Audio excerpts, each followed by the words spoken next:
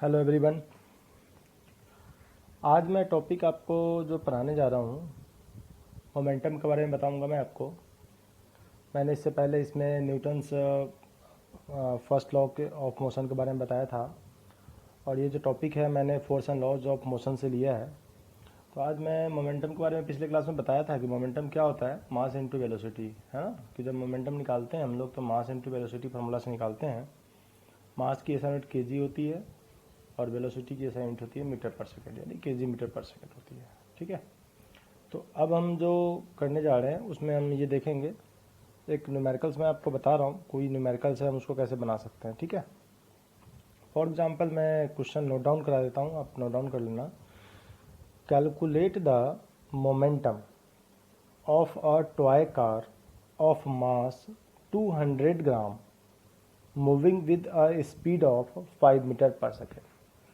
कहने का मतलब ये है, कार है, उसका मास दे रखा है। ठीक है, उसका मास है कितना, उसका मास है 200 ग्राम। ठीक है, तो सबसे फर्स्ट ये ग्राम है तो ऐसा हम केजी में लेते हैं मास की। ठीक है, तो केजी में करने के लिए हमें क्या करना पड़ेगा, 200 अपॉन 1000 करना पड़ेगा, डिवाइड करना पड़ेगा। ओके, इसको कट करेंगे, ये हो जाएगा हमारा 0.2 केजी आ जाएगा। ओके, अब हम क्या करेंगे इसको कि हमारा मास तो केजी में हमने निकाल ही लिया, अब वेलोसिटी हमारी क्वेश्चन में दे रखी थी। ठीक है, कि 5 मीटर पर सेकेंड। ठीक है, तो मोमेंटम का फॉर्मूला क्या होता है, P equal to m into we.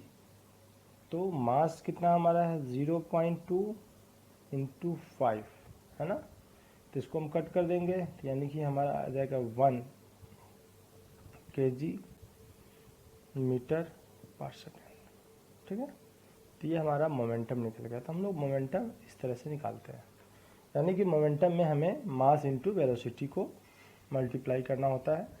लेकिन इसमें ये ध्यान रखना है कि मास की जो SI यूनिट लेनी है हमें, वो जो लेनी है वो लेनी है केजी में, और वेलोसिटी की SI यूनिट क्या लेनी है, मीटर पर सेकेंड में। ठीक है, तो इस तरह से हमारा ये निकल गया। मैं एक और न्यूमेरिकल बता रहा हूँ उसको मैं। अब इसमें जनरली क्या आता है कि चेंज इन मोमेंटम।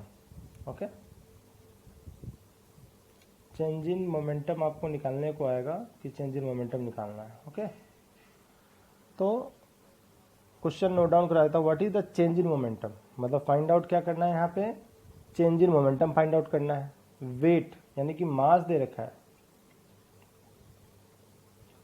मास दे रखा है कितना, 1500 kg। Okay, when its speed increases from 36 kilometre per hour. Speed, दो स्पीड दे रखी है, एक V1 दे रखी है इसमें 36 kilometre per hour, 36 kilometre per hour. ठीक है, और V2 जो दे रखी है वो है 72 किलोमीटर पर आवर। ओके, अब यहाँ पे चेंज इन मोमेंटम है, चेंज मतलब होता है final momentum minus initial momentum. ठीक है, चेंज इन मोमेंटम का यहाँ मैं फार्मूला बता देता हूँ, चेंज इन P। ठीक है, मतलब final P minus initial P। ठीक है, फाइनल P का मतलब मास इनटू फाइनल वेलोसिटी और मास इनटू इनिशियल वेलोसिटी, मतलब फाइनल वेलोसिटी को V से लिखते हैं, इनिशियल वेलोसिटी को U से लिखते हैं। अब M को कॉमन ले लेंगे तो V माइनस U आ जाएगा। M तो हमारा दिया ही हुआ है 1500, और फाइनल वेलोसिटी कितनी है 72 माइनस।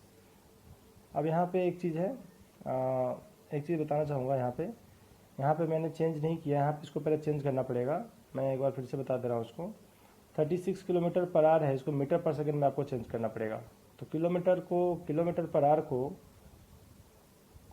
अगर मीटर पर सेकंड में कन्वर्ट करना है, मीटर पर सेकंड में, तो उसको मल्टीप्लाई कर सकते हैं आप कितने से, 5/18 से आप मल्टीप्लाई कर सकते हो इसको। ठीक है, तो हम इसको मल्टीप्लाई कर देते हैं ना V1 को। यहाँ पे जैसे ये V1 है तो ये कितना हो गया, 36 इंटू 5/18, तो 18 से ये कट जाएगा 2, ये हो जाएगा हमारा 10 मीटर पर सेकेंड स्क्वायर, यानी कि हमारा v आ गया 10 metre per second square, metre per second. और v2 कितना आ जाएगा 72 इंटू 5/18, मतलब कट हो जाएगा यहाँ पे। ये आ गया हमारा 20 मीटर पर सेकेंड, ठीक है। तो इसमें हम क्या करेंगे, यहाँ पे डाल देंगे फाइनल वेलोसिटी हमारा कितना आ गया 20, ठीक है, -10 कितना आ गया 1500 इंटू 10 कितना हो जाएगा 15,000 केजी मीटर पर सेकेंड, ठीक है। ये चेंज इन मोमेंटम निकालते हैं। मतलब यहाँ पे यूनिट को आपको ध्यान रखना है कि अगर कोई यूनिट्स है कि किलोमीटर पर आवर है, अगर उसको मीटर पर सेकंड में चेंज करना है तो उसके लिए हमें क्या करना पड़ता है, मल्टीप्लाई करना होता है 5/18 से, ठीक है। जब 5/18 से मल्टीप्लाई करेंगे तो हमारी यूनिट्स आ जाएगी, मीटर पर सेकंड में चेंज हो जाएगा। अब मीटर पर सेकंड को किलोमीटर में करना है तो उसको आप पाउंड कर दो, उसका उल्टा मतलब उसमें 18/5 से मल्टीप्लाई कर दो, अपने आप आ जाएगा, ठीक है। तो इस तरह से ये 2 न्यूमेरिकल मैंने आपको बताया है, ठीक है। इसको समझना अच्छे से। अगर कुछ न्यूमेरिकल्स में डाउट हो तो कमेंट में लिख सकते हो कि इसमें कैसे हुआ नहीं हुआ, मैं उसको रिप्लाई करूँगा, ओके। तो अब इसमें मैं नेक्स्ट, तो ये फर्स्ट लॉ तो हमारा और मोमेंटम तो हमने बता दिया इसमें। अब जो इसमें जो हमें नेक्स्ट जो पढ़ना है, न्यूटन्स का सेकेंड लॉ ऑफ मोशन पढ़ना है, ठीक है। फर्स्ट लॉ तो हमने पढ़ लिया, न्यूटन्स का सेकेंड लॉ। अब ये हम देखते हैं कि सेकेंड लॉ क्या आता है, Newton second law.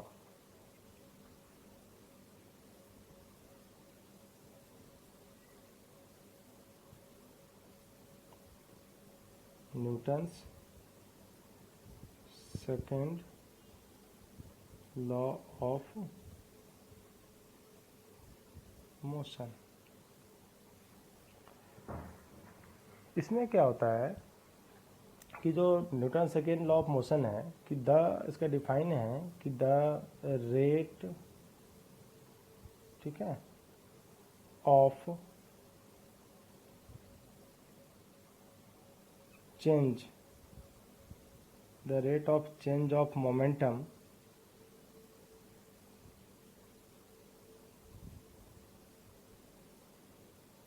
is directly proportional to applied force.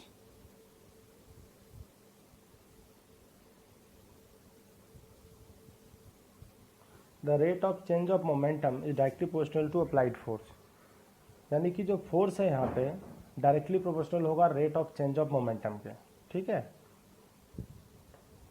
यानी कि rate of change of momentum का मतलब क्या होता है, यहाँ पे मैं बता रहा हूँ कि रेट मैं इसको नेक्स्ट इसमें इसको पहले इसको लिख लो, आप नोट डाउन कर लो सही से, फिर मैं बता रहा हूँ कि इसमें क्या है ये, कि rate of change of momentum का मतलब क्या होता है। इसका मतलब जो होता है कि रेट का मतलब होता है अपॉन टाइम, ठीक है। तो यहाँ पे जो फोर्स है वो directly proportional to rate of change का सिंबल हम ऐसे भी लिखते हैं, चेंज इन मोमेंटम, ठीक है। तो एफ चेंज ऑफ मोमेंटम का मतलब क्या हो जाएगा, चेंज ऑफ मोमेंटम का मतलब यहाँ पे जब हम इसको लिखेंगे डायरेक्टली प्रोपोर्शनल टू, तो रेट का मतलब होता है मोमेंटम बाय टाइम, मतलब change in momentum upon time, ठीक है। अब इसको जैसे हम अब सॉल्व करेंगे तो चेंज इन मोमेंटम का मतलब होता है final momentum minus initial momentum, ठीक है। तो F directly proportional to final, यहाँ पे हो जाएगा देखो final p minus initial p upon t, okay. Clear है, यहाँ पे नोट डाउन कर लो इसको, मैं फिर आगे बता रहा हूँ। अब ये फाइनल पी का मतलब क्या होता है,